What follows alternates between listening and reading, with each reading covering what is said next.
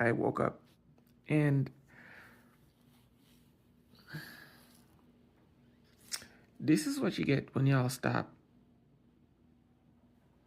No, let me rephrase that. This is what you get when you refuse to accept change. This is what you get when you don't want change. And yes, I'm talking about Americans because I don't know the rest of the world. And there's parts of the world, if you pay attention, they're trying to move forward to the future. Japan, China, the Chinese, they're trying to move forward. They're trying to go forward into the future. Okay, but this is what you get when you try to hold on to the status quo. You get people like Trump, and you get the fucking Republican Party that's going on right now, gutting every single program, removing all rights and freedoms because they want the status quo.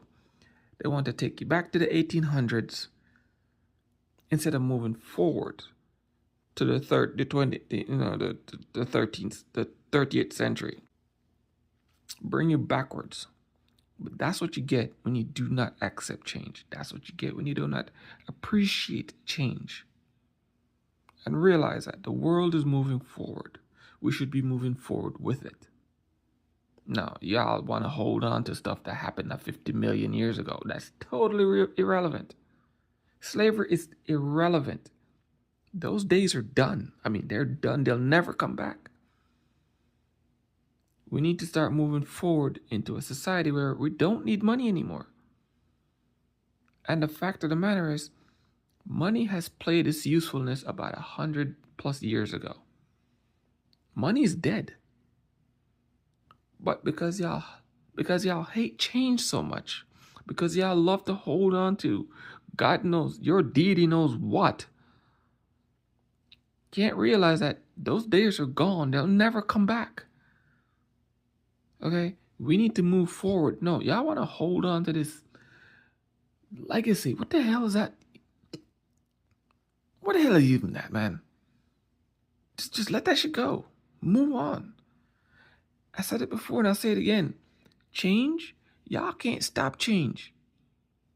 Fighting change brings change. So y'all trying to hold on to stuff that you're supposed to be letting go and just trying to hold on to it even a little bit longer creates more of a problem than you think it does, which is also change. You can't stop it. Let it go. Here's proof that Americans, okay, and them people too don't like change. Let's be real. But if you drive around America, almost every state you go into, there's some historic town somewhere. But there's no future ones. There's none that pointing towards the future. None. Not one. You can't find one anywhere. I've never seen one. I've never even heard about one. They all want to go backwards.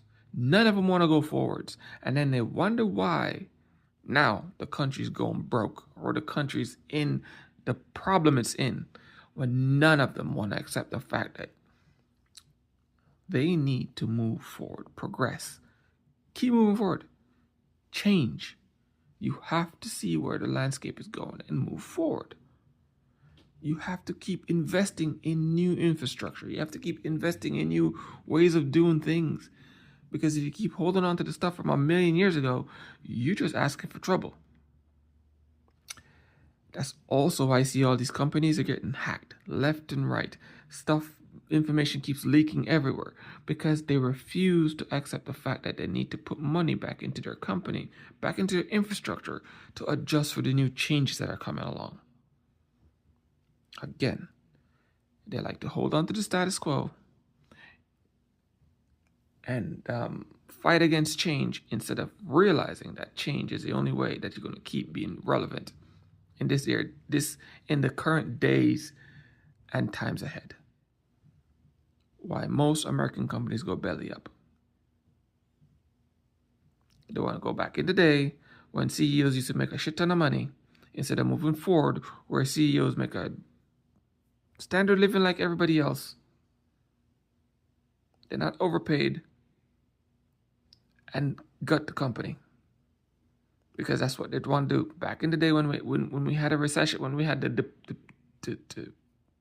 depression, the Great Depression, okay, it was caused because CEO was overpaid and employees wasn't paid at all. That's literally what happened. The flow of money got stagnant. And I really mean the flow of money got stagnant. Rich people do not spend money.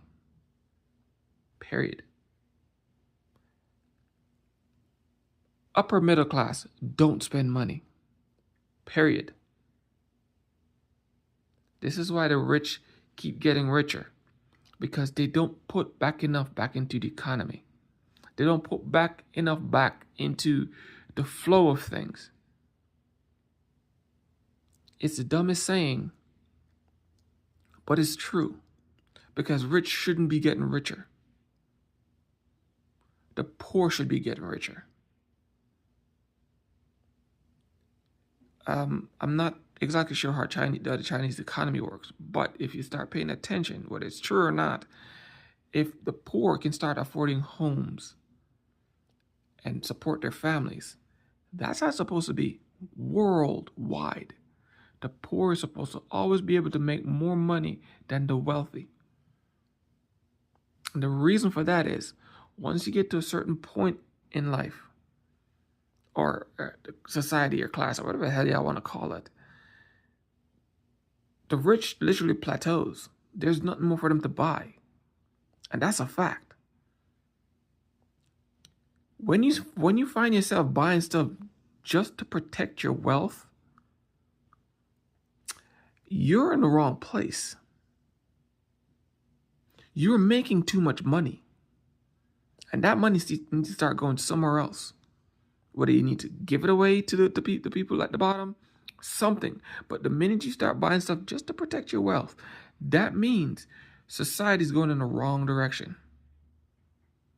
And you need to start reversing that flow. But again, what do I know? I'm some dumb person from nowhere, right? And then you wonder why y'all losing everything. I'm supposed to be stupid, but y'all proving me that I'm right. Yeah, this crazy person. But again, what do I know?